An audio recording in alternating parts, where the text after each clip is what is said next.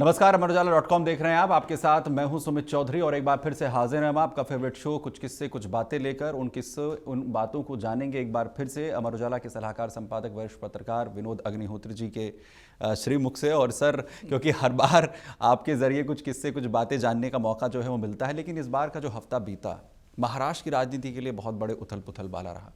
हम जब उन तमाम उस पूरे घटनाक्रम को देख रहे थे तो एक जो छत्रप है, जो राष्ट्रीय पार्टियां हैं और एक जो क्षेत्रीय पार्टियां हैं, उनका जो अलग अलग राज्यों के अंदर प्रभाव है, वहाँ पर जो राजनीतिक परिवार हैं उनका जो प्रभाव है वो बड़ा गहरा नज़र आता है। उत्तर प्रदेश के अंदर आप देखेंगे, वहाँ पर अगर आप जो स्टेट पार्टी के तौर पर देखेंगे, समाजवादी पार्टी ने एक बड़ी अपनी महत्वपूर्ण भूमिका निभाई। वर्तमान में भी स्थितियाँ काफ़ी मजबूत हैं। मायावती हालांकि उसमें थोड़ा सा पिछड़ती हुई नज़र आती हैं। तमिलनाडु में आप स्टालिन पर चले जाते हैं, आप बिहार के अंदर लालू प्रसाद यादव का परिवार, उनकी आरजेडी पार्टी, उनका बड़ा प्रभाव नज़र आता है। और महाराष्ट्र में एनसीपी, जिससे शरद पवार से अलग होते हैं अजीत पवार, और कैसे उस पर पूरी तरीके से कब्जा आ जाता है। ये जो राष्ट्र जो है तमाम स्टेट्स के अंदर पार्टियों की जो ताकत नज़र आती है, उनसे जुड़े हुए किस्सों को लेकर अजीत पवार से या महाराष्ट्र से, जिस राज्य से आप हमें कुछ किस्से इनके बारे में बताना चाहें, कैसे ये इतने बड़े जो है वो किरदार हो गए, इसके साथ हम शुरुआत करना चाहें। देखिए, सबसे पहले तो अजीत दादा पवार को श्रद्धांजलि दें हम लोग, जो कि बड़ा दुखद निधन हुआ विमान दुर्घटना में उनका। वो महाराष्ट्र की राजनीति की एक मजबूत शख्सियत बन गए थे। हालांकि उन्होंने शरद पवार की उंगली पकड़ कर ही, अपने चाचा की उंगली पकड़ के ही राजनीति शुरू की और सीखा। लेकिन ये भी सही है कि राष्ट्रवादी कांग्रेस पार्टी जो है, उसका जो पूरा संगठन ढांचा, वो सब अजीत दादा पवार का खड़ा किया हुआ था। शरद पवार साहब नेता थे, जनता उनके साथ थी, उनका जनाधार था, लेकिन संगठन का जो मामला था वो अजीत दादा पवार ने खड़ा किया हुआ था। और अजीत दादा पवार और शरद पवार के रिश्ते भी बहुत अच्छे रहे लंबे समय तक। उनको ही उनके उत्तराधिकारी के रूप में देखा जाता था। और शरद पवार साहब केंद्र की राजनीति भी करते थे और राज्य की राजनीति भी करते थे, लेकिन अजीत पवार ने कभी केंद्र की राजनीति नहीं की। वो कभी लोकसभा या राज्यसभा में चुन के नहीं आए। वो हमेशा अपने को महाराष्ट्र के नेता के रूप में देखते रहे और उनको लगता था कि एक समय बाद महाराष्ट्र में मुख्यमंत्री बन सकते हैं। लेकिन कुछ ऐसा संयोग देखिए कि वो सारा जीवन वो 6-6 बार उप मुख्यमंत्री बने। सरकार चाहे वो कांग्रेस एनसीपी की हो, चाहे वो उद्धव ठाकरे की एनसीपी कांग्रेस शिवसेना की हो, या बाद में महायुति की सरकार देवेंद्र फडणवीस और एकनाथ शिंदे की रही हो, वो उप मुख्यमंत्री बने। इसीलिए याद करिए, जब वो प्रेस कॉन्फ्रेंस हो रही थी, जब महायुति को बहुत बहुमत मिला था, तो उनसे पूछा गया था कि भाई मुख्यमंत्री कौन बनेगा, क्या होगा, तो उन्होंने चुटकी लेते हुए कहा था, इनका तो मुझे नहीं पता, लेकिन मुझे मालूम है कि मैं डिप्टी चीफ मिनिस्टर की शपथ लूंगा। बिल्कुल, मैं उप मुख्यमंत्री बनूंगा। बिल्कुल। तो वो उनका एक विनोदी स्वभाव था एक तरह से। तो वो असल में क्या है कि शरद पवार जी की जो राजनीति रही है, उसको समझना तो हर एक के बस का नहीं है। अजीत दादा पवार ने उसी को फॉलो किया। और जब महाराष्ट्र में महाविकास आघाड़ी बनी, शिवसेना, कांग्रेस, एनसीपी, और गतिरोध चला, तो अचानक याद कीजिए कि सुबह सुबह तड़के घटना हुई, देवेंद्र फडणवीस ने मुख्यमंत्री की शपथ ली और अजीत दादा पवार ने उप मुख्यमंत्री की शपथ ली। वो अलग बात है कि फिर 24 घंटे में बाजी पलटी और फिर देवेंद्र फडणवीस बहुमत साबित नहीं कर पाए और अजीत पवार फिर पहुंच गए वापस शरद पवार के पास। तो हर तरफ ये कयास लगा कि ये जो कुछ हुआ वो शरद पवार की सहमति से हुआ। यानी शरद पवार कहीं ना कहीं थे उस रोल में। और हालांकि शरद पवार ने तुरंत उसका खंडन किया, उनका बयान भी आया, सब आया, लेकिन ये धारणा इतनी पुष्ट हो गई कि महाराष्ट्र में किसी से पूछिए, वो यही कहता था कि बिना शरद बाबू की जानकारी के ये हो ही नहीं सकता।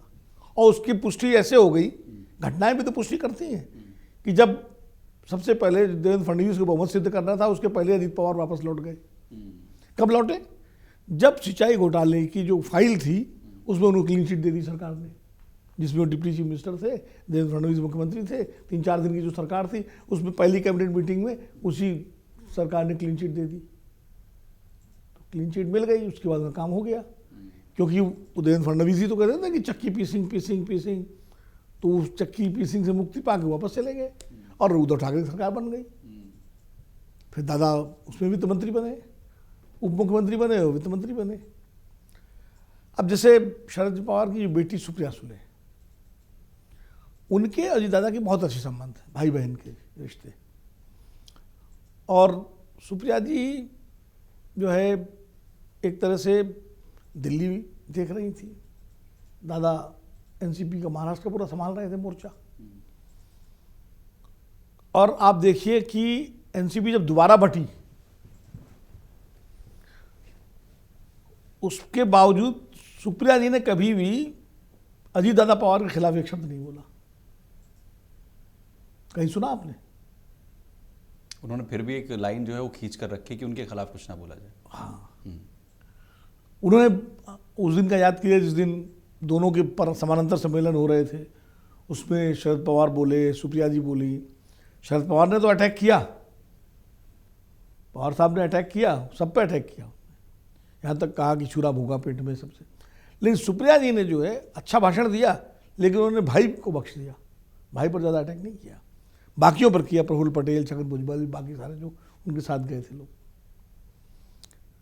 तो यानी वो एक संवाद बनाए रखा उन्होंने। और बीच में अब वो उन दोनों के बीच में बड़ी अच्छी केमिस्ट्री भी है, भाई बहन की रही, तो इसमें कोई दो राय नहीं। और टूट के बावजूद भी सुप्रिया सुले आखिर क्यों उस जो लेकिन टूट क्यों हुई? अब होता क्या है सुमित भाई कि जितनी क्षेत्रीय पार्टियां हैं, जितने ये छत्रप नेता हैं, एक समय बाद इनके अंदर, सबके अंदर संतान मोह भारी होता है नेताओं के अंदर, और फिर उसमें जो पहली प्राथमिकता अपने बेटे या बेटी को देते हैं। जैसे शरद पवार जी ने सुप्रिया जी को दी, मुलायम सिंह जी ने किसको दी? अखिलेश यादव। मुख्यमंत्री किसको बनाया? अखिलेश यादव। जबकि शिवपाल जी की वही भूमिका थी और वो टकराव हमें दिखा भी फिर, जो भूमिका अजीत पवार की थी, पूरा संगठन बनाने में, खड़ा करने में। बिल्कुल। मैं आपको बताऊं, रामविलास पासवान का जो है, नहीं अभी मैं मुलायम सिंह जी पे एक उदाहरण के लिए किस्सा बता दूं आपको। शिवपाल जी उनके साथ थे, नेताजी, एक बैठक हुई मुलायम सिंह जी के घर में, वो दिल्ली में थे उस समय, और जनता दल के सारे घटकों ने, जिसमें नीतीश कुमार भी शामिल थे, शरद यादव भी शामिल थे, ओम प्रकाश चौटाला भी शामिल थे, HD देवगौड़ा भी शामिल थे, लगभग शायद नवीन पटनायक का भी कोई आया था या नहीं आया था, लेकिन लगभग सारे घटक दल, सारे सबने तय किया कि जनता दल के सारा जनता परिवार इकट्ठा होकर फिर से एक दल बनेगा। शिवपाल यादव उसमें गए पटना में, और यहीं से थोड़ा एक दरार शुरू हुई, और बाद में वो धीरे धीरे परिवार में इतना दरार बढ़ी कि समाजवादी पार्टी दो हिस्सों में बट गई। शिवपाल जी अपनी पार्टी लेकर अलग चले गए, अखिलेश जी और रामगोपाल जी और एक तरफ हो गए। तो वो सब ने देखा है, वहाँ भी तरजीह पुत्र को मिली। अब आते हैं हम शिवसेना पर। बाला साहब ठाकरे के रहते हुए राज ठाकरे को पार्टी छुट्टी पड़ी थी, जबकि राज ठाकरे कभी की भी भूमिका वही थी शिवसेना के विस्तार में, बनाने में, जैसे शिवपाल जी की समाजवादी पार्टी में थी या अजीत पवार की एनसीपी में थी। और कुल मिलाकर के उत्तराधिकार की इस लड़ाई में उद्धव ठाकरे जीते। उद्धव ठाकरे जो है वो उत्तराधिकारी बने बाला साहब के।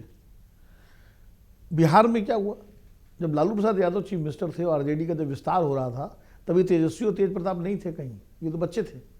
उस वक्त उस पार्टी को बढ़ाने की का सबसे बड़ा रोल जो परिवार में से किसी ने किया था, वो साधु यादव ने किया था, जो लालू जी के साले थे, राबड़ी जी के भाई थे। साधु जी पावर सेंटर थे, उनको लगता था कि वो लालू जी के बाद जो है वो संभालेंगे, कमाने लालू जी उनको मौका देंगे। लालू जी जब जेल गए तो उन्होंने राबड़ी जी को चीफ मिनिस्टर बनाया, तब भी साधु जी थोड़ी बहुत चलती रही, लेकिन बाद में एकदम उनको किनारे कर दिया गया। फिर तेजस्वी आ गए, है ना। अब और चलो, पंजाब में प्रकाश सिंह बादल के भतीजे थे मनप्रीत बादल और बेटे सुखबीर बादल। मनप्रीत बादल की बड़ी अच्छी छवि थी, बड़े फाइनेंस मिनिस्टर रहे पंजाब के, बड़ा उनका मतलब जो है था कि लोगों में एक्सेप्टेबिलिटी है। सुखबीर की उतनी नहीं है, लेकिन बड़े बादल साहब ने अपने बेटे को तरजीह दी, सुखबीर को, और सुखबीर उत्तराधिकारी बने, है ना। तो संतान पहली प्राथमिकता इन 16 पार्टियों में, और दूसरी प्राथमिकता आंध्र प्रदेश की बात करें, चंद्रबाबू नायडू की। जब रामाराव थे, एनटी रामाराव, तो चंद्रबाबू नायडू उनके सबसे बड़े रणनीतिकार थे। पूरा तेलुगु देशम का जो सेटअप था, पूरा संगठन जिले जिले का चंद्रबाबू नायडू ने तैयार किया था। जब एनटीआर ने दूसरी शादी की लक्ष्मी पार्वती से, तो उनका एनटीआर के चूँकि बेटियां ही थी, दामाद उनके दूसरे भी थे, रामाराव और सब, पुरंदेश्वरी भी उनकी बेटी हैं, तो उनका जो ध्यान था एनटीआर का, वो अपनी दूसरी पत्नी पर ज़्यादा हो गया, लक्ष्मी जी पर ज़्यादा हो गया। और एनटीआर, तब चंद्रबाबू नायडू ने बगावत की और एनटीआर को अपदस्थ करके सत्ता ली। जो राजनीति है वो जिस तरह बढ़ती है, लगभग उसी तरह उसका, उसमें तमाम तरह की आते हैं कॉम्प्लिकेशंस। और जितने बड़े नेता हुए उनमें ज़्यादातर ने संतान को ही तरजीह, और संतान में भी अगर पुत्र और पुत्री है तो पुत्र को ज़्यादा तरजीह दी गई। राजशेखर रेड्डी ने जगन रेड्डी को तरजीह दी, बेटी उनकी जो है कांग्रेस में है।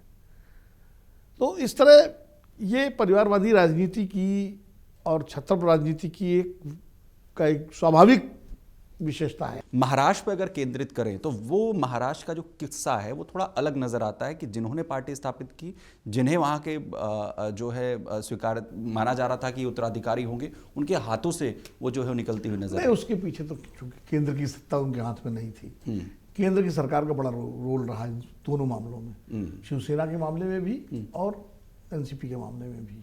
उनकी टूट, और टूट के बाद जिस तरह से झंडा डंडा तीर निशान सब जो है बागी गुट को मिल गया, वो क्योंकि फैसला चुनाव आयोग ने किया। अब चुनाव आयोग ने जिस तरह का फैसला किया उस पर तमाम सारे सवाल हैं, आज भी सुप्रीम कोर्ट में लंबित है, सुप्रीम कोर्ट ने उस पर कोई फैसला नहीं दिया। 2 चुनाव हो गए, लोकसभा का भी हो गया, विधानसभा का भी हो गया। तो ये तो हमारे व्यवस्था, जो न्याय व्यवस्था है, उसकी भी एक दिक्कत है कि समय पर फैसला ना होना। और लोकसभा चुनाव में तो ये शरद पवार ने साबित कर दिया था कि असली एनसीपी वही है। जिस तरह से खुद अजीत दादा पवार की पत्नी सुनेत्रा पवार सुप्रिया सुले से चुनाव हार गई बारामती में, और सिर्फ एक सांसद जिता पाए थे अजीत दादा पवार। विधानसभा चुनाव में बाजी पलट गई, वो अलग बात है, वो उसकी वो व्याख्या होगी, तो उसमें वो लड़की बहना योजना और तमाम सारी चीज़ों का रहा। लेकिन लोकसभा चुनाव में तो शरद पवार जी का पल्ला भारी रहा था। तो वो है।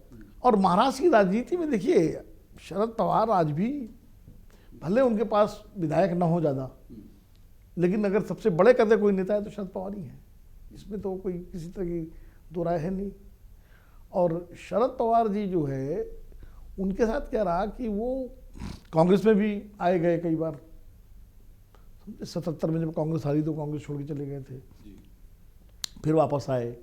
उसके बाद फिर वो 96 में, वो क्या कहते हैं 99 में जो है, जब सोनिया गांधी को उन्होंने विदेशी मूल्य के मुद्दे पर चिट्ठी लिखी और उसके बाद पार्टी छोड़ के एनसीपी बनाई, तो वो भी मुख्यमंत्री रहे, तो कांग्रेस के ही मुख्यमंत्री रहे। वो एनसीपी के मुख्यमंत्री तो कभी नहीं रहे, और ना एनसीपी कभी पूरे महाराष्ट्र की पार्टी बन पाई।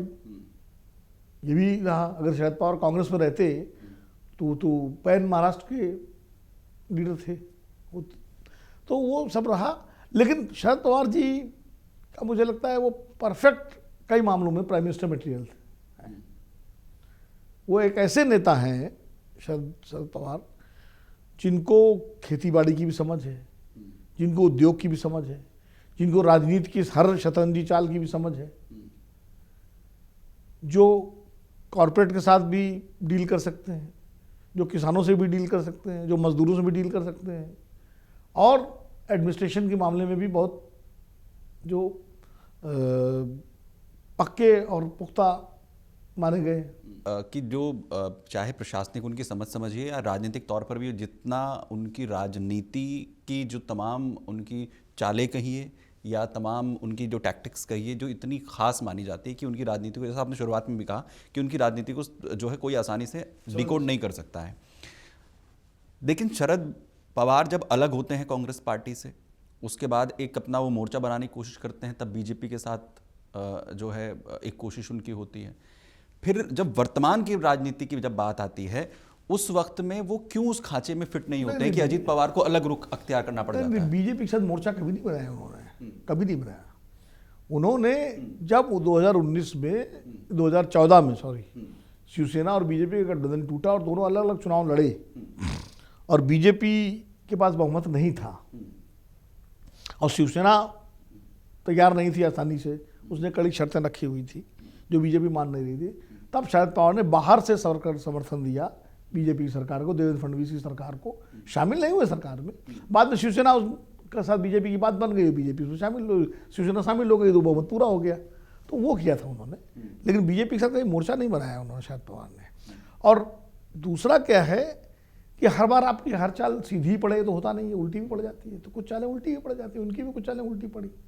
अब जैसे उन्होंने सोनिया गांधी की विदेशी नागरिकता का सवाल उठाया, अगर वो ना उठाते और सोनिया जी ने तो उनको बहुत विश्वास दिया था, उनको तो सारे राजनीतिक दलों से, जब आप याद कीजिए 1998 की बात है जब अटल जी की सरकार एक वोट से गिरी थी और सोनिया जी दावा करने गई थी राष्ट्रपति के पास, तो उस समय शरद जी को उन्होंने भेजा था सारे छत्रपों से बात करने के लिए, समर्थन के लिए।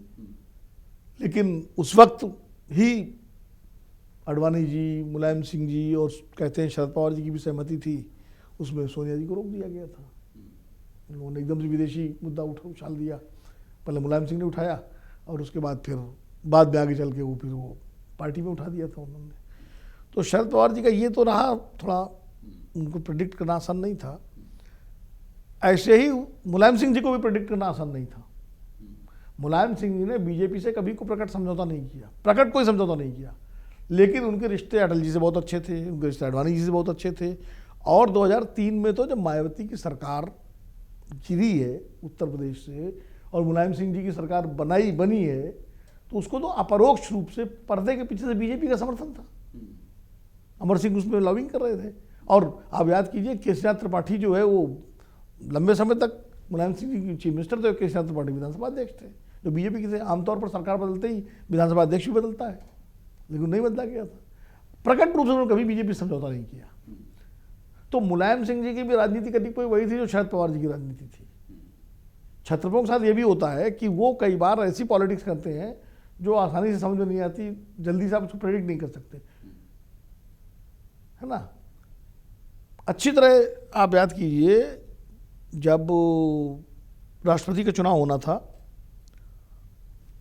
प्रतिभा पाटिल के बाद 2012 में, प्रतिभा जी का कार्यकाल पूरा हो रहा था, सोनिया जी की इच्छा थी हामिद अंसारी को राष्ट्रपति बनाने की, लेकिन उन्होंने नाम तब तक लिया नहीं था। अचानक मुलायम सिंह जी ने जो है मीटिंग की और घोषणा कर दी कि कलाम साहब को हम राष्ट्रपति बना सकते हैं। कलाम साहब एक बार रह चुके थे राष्ट्रपति, पहले पूर्व में रह चुके थे एनडीए कलाम साहब, और उन्होंने एकदम एक पोस्टर ले लिया और वहाँ पूरी मीटिंग शुरू हो गई। अब सारा गेम यूपीए का गड़बड़ा गया, राष्ट्रपति अगर अपना नहीं होगा तो वो कैसे होगा। और नेताजी ने एकदम, और ममता बनर्जी ने भी हाँ में हाँ मिला दी।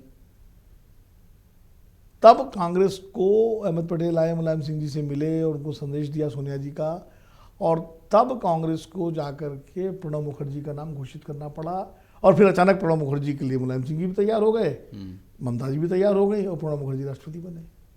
इसलिए छत्रप की राजनीति को समझना इतना आसान नहीं है। तो छत्रपों की राजनीति जो है बड़ी विचित्र होती है। विचित्र होती है। अब क्योंकि महाराष्ट्र की हमने सभी पहलुओं को छुआ है, तो मुझे लगता है कि बाला साहब ठाकरे को छोड़ना थोड़ा जो है उनके साथ न्याय नहीं होगा। बाला साहब ठाकरे की जो राजनीति रही इस दौरान में, क्योंकि वही दौर ये भी था जिसमें शरद पवार भी लगातार अपनी मजबूती दिखा रहे थे और दूसरी तरफ शिवसेना के तौर पर बाला साहब ठाकरे पूरा एक जो चेहरा वहाँ पर बने। और अगर सिर्फ छत्रप राजनीति की बात करेंगे तो उसमें बाला साहब ठाकरे का तो पूरा फोकस वही था जैसा अजीत पवार जो है दादा का था। बाला साहब ठाकरे की जो राजनीति शुरू हुई वो हिंदुत्व से नहीं शुरू हुई, वो मराठी बनाम गैर मराठी, महाराष्ट्रियन बनाम गैर महाराष्ट्रियन शुरू हुई।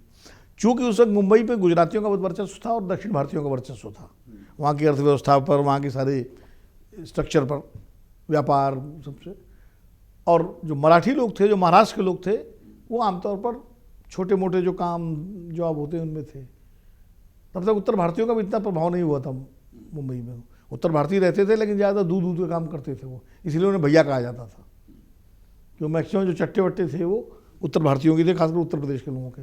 तब बिहार के लोग भी उतना मुंबई नहीं जाते, तो कलकत्ता ज़्यादा जाते थे। तो बाला साहब ठाकरे ने जो उसमें उस वक्त उनकी राजनीति नॉन मराठी लोगों के खिलाफ थी। उसमें गुजराती भी थे, तमिलियंस भी थे, और उसमें हिंदू मुसलमान का मसला नहीं था। वहाँ शुरू होती बाला साहब की राजनीति। बाद में वो जैसे जैसे राम मंदिर आंदोलन बढ़ता है और बीजेपी का प्रभाव बढ़ता है, और वो फिर हिंदुत्व की राजनीति की तरफ बढ़ते चले जाते हैं, और फिर वो हिंदुत्ववादी हो जाते हैं, फिर वो हिंदू मुसलमान की पॉलिटिक्स हो जाती है। और बाला साहब ठाकरे, आपको आश्चर्य होगा, शुरुआती दिनों में तो इंदिरा जी का आशीर्वाद प्राप्त था उनका। उन्होंने तो इमरजेंसी का समर्थन किया था कि बहुत अच्छा है, काम ठीक ठाक हो रहा है, बढ़िया हो रहा है, एक डिसिप्लिन है। और 80 के चुनाव में तो उनकी एक अंडरस्टैंडिंग थी कांग्रेस के साथ। ये वक्त तो उन्होंने कहा कि मैं कांग्रेस के साथ कभी नहीं जाऊंगा। वो तो बात की बात है, वो तो बहुत बात की बात है। वो तो बात की बात है जब कांग्रेस नहीं रही थी। कभी इंदिरा जी की आलोचना आप निकाल दीजिए बाला साहब ने की हो, कभी नहीं की। हालात पर निर्भर करता है कि उस वक्त हालात की क्या ज़रूरत है, और उसके लिहाज से ये जो छत्रप हैं उनके साथ उन्हें साधने के लिए जो केंद्रीय पार्टियां हैं वो आखिर किस तरीके का स्टैंड लेती हैं। लेकिन महाराष्ट्र की राजनीति में एक बड़ा शून्य ज़रूर निकला, और उसके बाद ये कहा गया कि इस शून्य को भरना आसान नहीं होगा। फिलहाल घटनाक्रम लगातार जिस तरीके से महाराष्ट्र के अंदर बदलते हुए नजर आए, उसका एक जवाब तलाशने की जो कोशिश है वो सुनेत्रा पवार के तौर पर यहाँ पर भी हुई है। और आखिर इसका असर एनसीपी एसपी और महाराष्ट्र की राजनीति पर क्या होगा, महायुति पर क्या होगा, ये भविष्य गर्भ में है। सर बहुत शुक्रिया हमारे साथ जुड़ने के लिए, उस छत्रप राजनीति के ऊपर पूरी जो किस्से कहानियां हैं वो बताने के लिए। मैं बहुत बहुत धन्यवाद आपका, और आप लोग बने रहिए अमर उजाला के साथ। बहुत धन्यवाद। अगर आप ये वीडियो YouTube पर देख रहे हैं तो हमारे चैनल को सब्सक्राइब कर बेल आइकन दबाएं, और Facebook पर देख रहे हैं तो हमारे पेज को लाइक करें।